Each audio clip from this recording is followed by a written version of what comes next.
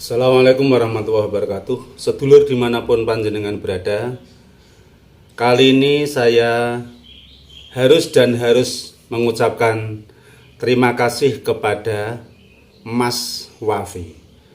Mas Wafi ini garda terdepan dalam membela kaum Habib atau klan Ba'alawi.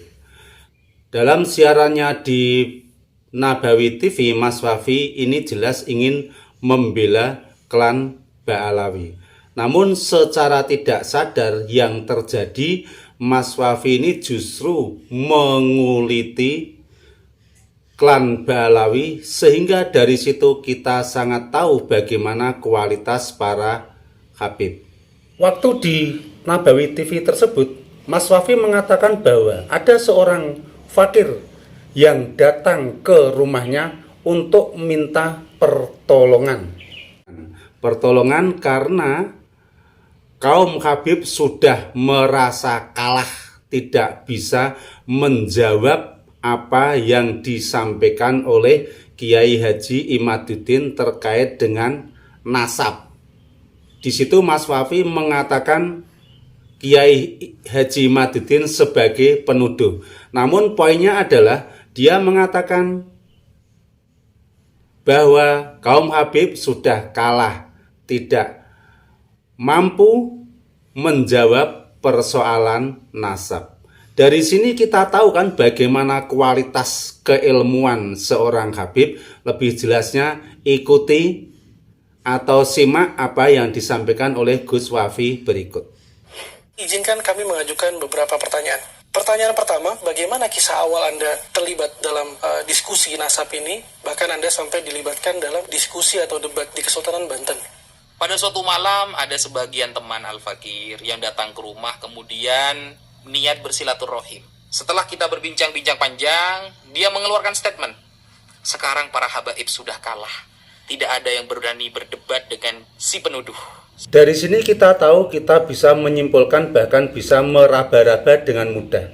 Mengapa dalam debat keilmuan, termasuk debat masalah nasab, seseorang mengalami kekalahan atau pihak Habib merasa kalah? Ya penyebabnya ya minim ilmu. Saya ulangi, dalam perdebatan nasab, Habib kok sampai kalah? Itu nggak ada sebab yang lain kecuali karena mereka minim ilmu. Selanjutnya kita bisa menyimpulkan kesimpulan yang berikutnya. Bagi siapapun yang minim ilmu, tentunya sangat jauh untuk dikatakan atau diakui sebagai seorang wali. Jauh banget.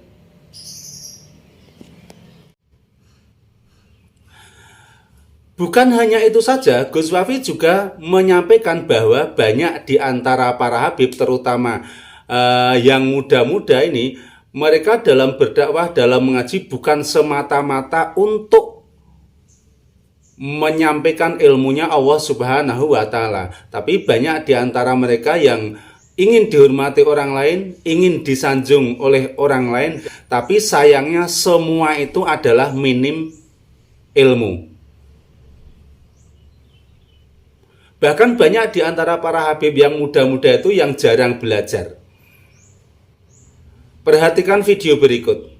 Si banyak dari kalangan para sadaba Alawi, terutama yang masih muda, yang kurang belajar, yang mungkin jadwal ceramahnya lebih banyak daripada jadwal belajarnya, yang terlena dengan pujian masyarakat sehingga melupakan belajar, yang terlena dengan penghormatan masyarakat sehingga kurang untuk menghargai orang lain, yang kurang mempelajari banyak ilmu sehingga pengen disanjung terus tanpa belajar ilmu agama.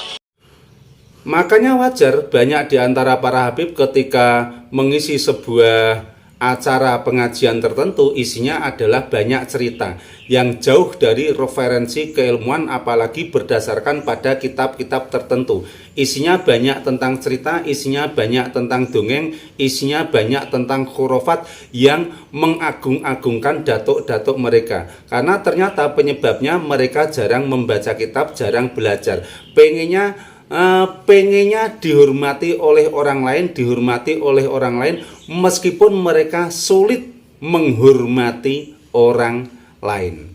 itu seperti yang disampaikan oleh Mas Wafi. Nah, sekarang kita tahu kan dengan siapa kita harus belajar, dengan siapa kita harus mengaji. Tentunya kita kalau mau mengaji agama Islam, mengkaji kitab-kitabnya Allah Subhanahu wa taala atau hadis-hadisnya Rasulullah SAW, jangan semata-mata dengan para habib, tapi pilihlah ulama-ulama yang sangat mumpuni, yang ilmune nu cara Jawane nyegoro.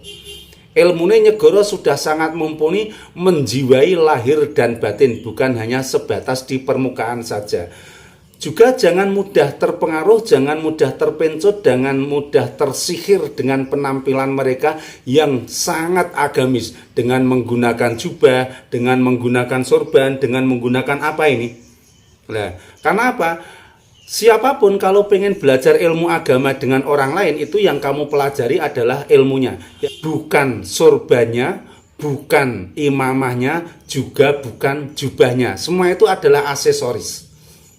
Jadi ketika ada seseorang ilmunya luar biasa, sangat alim, maka belajarlah dengan beliau-beliau itu. Namun kalau hanya orang-orang yang mampu menampilkan jubahnya indah, jubahnya mahal, imamahnya bagus, kemudian serbannya bagus, itu tidak ada pengaruhnya sama sekali terhadap tingkat keilmuan, dan kamu tidak akan mungkin bisa mengambil ilmu dari sorban tersebut. Tapi ambillah ilmu dari apa yang tersimpan di dalam batin mereka, di dalam diri mereka. Kalau di dalam diri mereka adalah ternyata kosong karena jarang belajar, jarang membaca ilmu, jarang membaca kitab, ya kamu tidak perlu belajar dengan mereka meskipun itu adalah seorang habib. Terima kasih Mas Wafi. Terima kasih Mas Wafi atas informasinya, dan jenengan saya sarankan untuk minta maaf juga kepada para habib yang semestinya, yang pengennya engkau bela, tapi ternyata kamu buka semuanya sehingga di dalam batinnya pun sampai hampir-hampir terlihat. Wassalamualaikum warahmatullahi wabarakatuh.